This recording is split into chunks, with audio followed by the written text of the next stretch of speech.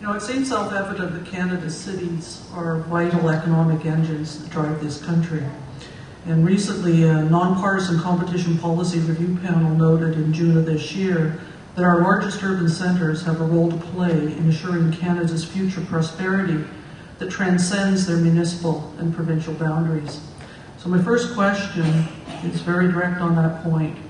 What will your party do to create a strong business climate in Toronto that ensures the continued prosperity of this important driver within this country? What our party will do is what our party has done in the past. Our record speaks for itself. We inherited a country, unfortunately, that was unofficially bankrupt in '93.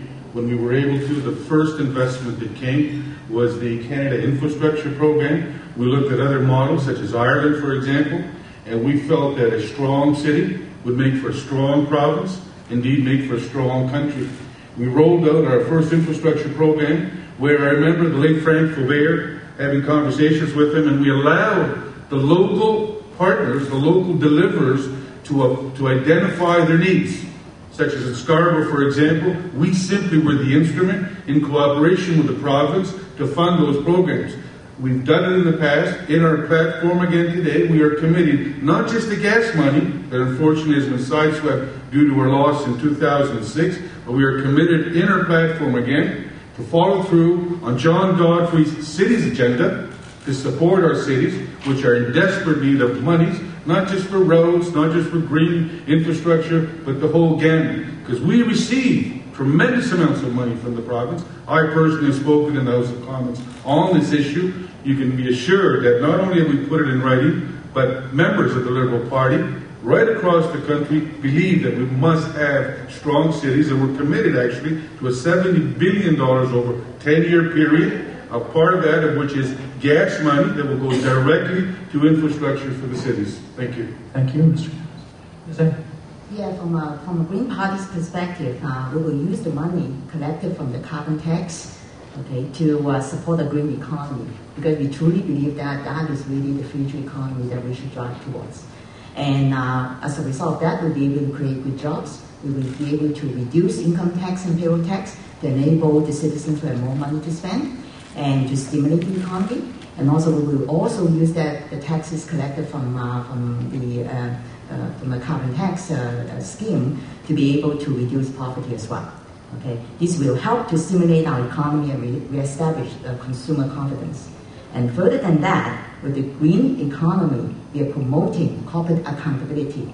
Okay, you couldn't believe how many big companies like IBM, HP have been promoting green technologies and green products and services. And we need to help big companies as well as small businesses to invest in those research and development in order to achieve what we think is good for Canada from an economic and ecological sustainment perspective. Mr. Corey. This is a very dear subject to my heart. It breaks my heart that we live in one of the greatest cities in the world. And unfortunately, we feel that this city is falling apart. There's too much crime, very high taxes, and it's not really conducive to do business because of some of the decisions that have been made.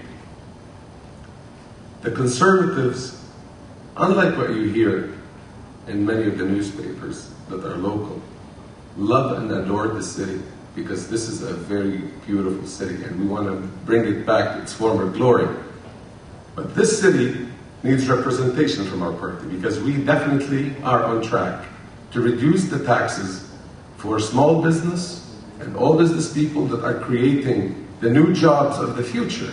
Because this is a global economy, we're going in a transition. Some of the jobs have become redundant and we have to create new jobs.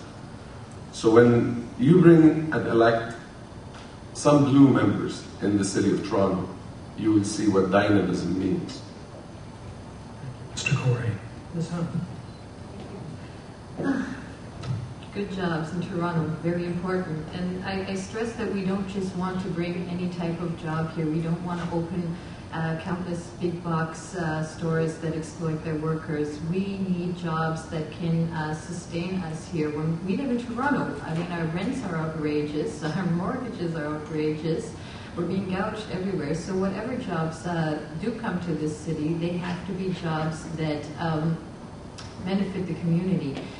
The NDP wants to look towards the future. I hear a lot of gloom and doom. Yes, we're in a transition period right now. Things are scary, change is scary, but it's a great opportunity. Oh my goodness, we can move towards the future with this green economy.